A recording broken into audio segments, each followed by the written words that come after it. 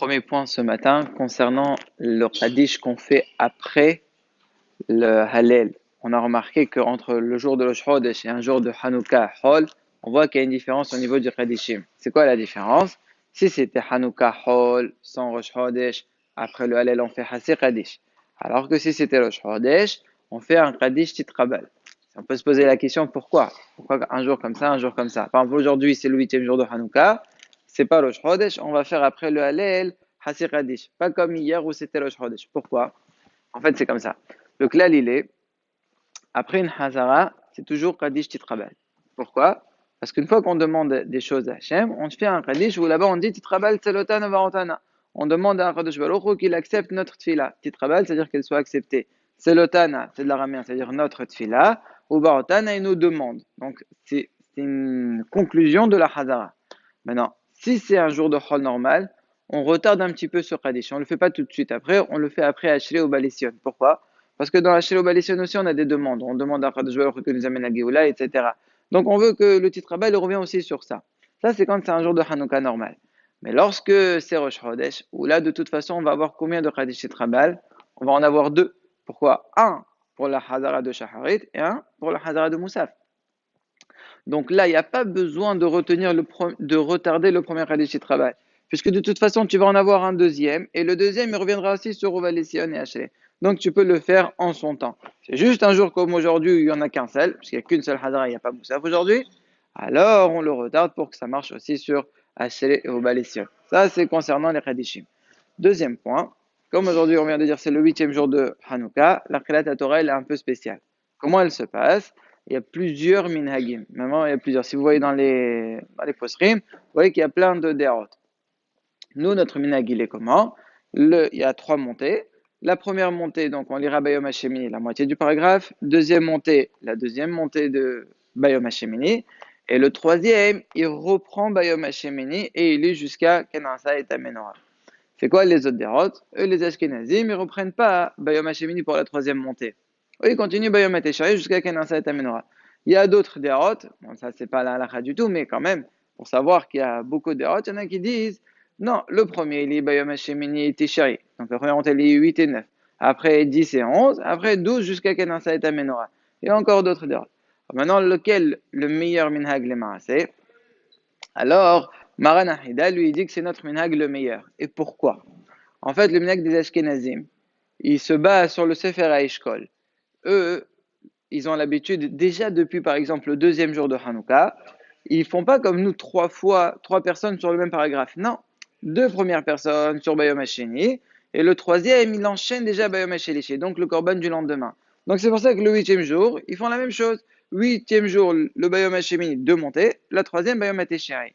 Pourquoi? Parce qu'ils ont l'habitude que le troisième, il est déjà le korban du lendemain, ça veut dire le korban d'après. Alors que d'après nous, et c'est ça le dan du Shulchan Aruch, non, les trois sur le korban du jour. Pourquoi? Parce que c'est mieux que les trois en lim, ils montent dans Chovat Yom. Ça veut dire quoi? Dans le korban du Yom. Aujourd'hui, on est le 8e jour, donc le korban du jour, c'est le 8e, c'est pas le 9e. Tu veux rajouter, rajoute.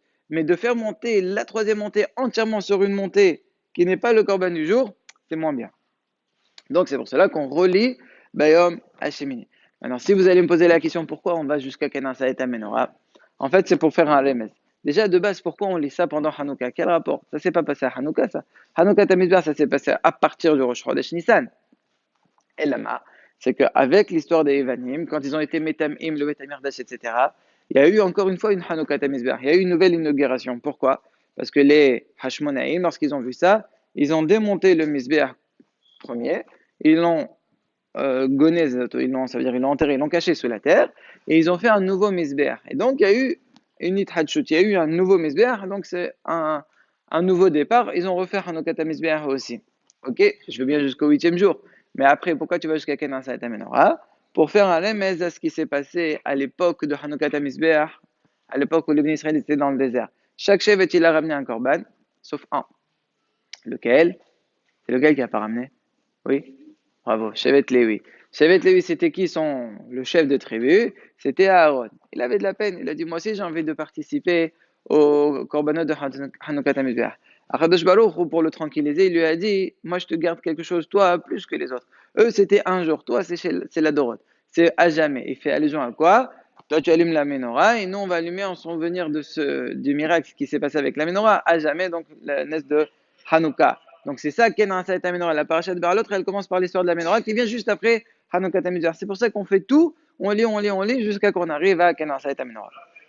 Maintenant, si quelqu'un, donc on va dire un séfaradi, que normalement il doit reprendre Bayom Shemini, il s'est trompé, il a monté au relais Bayom Ateshari, il s'est trompé. Il a fait comme les Ashkenazes. Et quelqu'un qui écoute quand le Hadani commence à lire, il voit la troisième montée, elle commence Bayom Ateshari. Il lui fait signe, mais c'est pas comme ça, nous on reprend depuis Bayom Shemini. Qu'est-ce qu'on fait? Est-ce qu'on reprend depuis Bayom Shemini, ou bien on lui dit non, vas-y, ou bien il faut refaire les brachot? Comment on fait?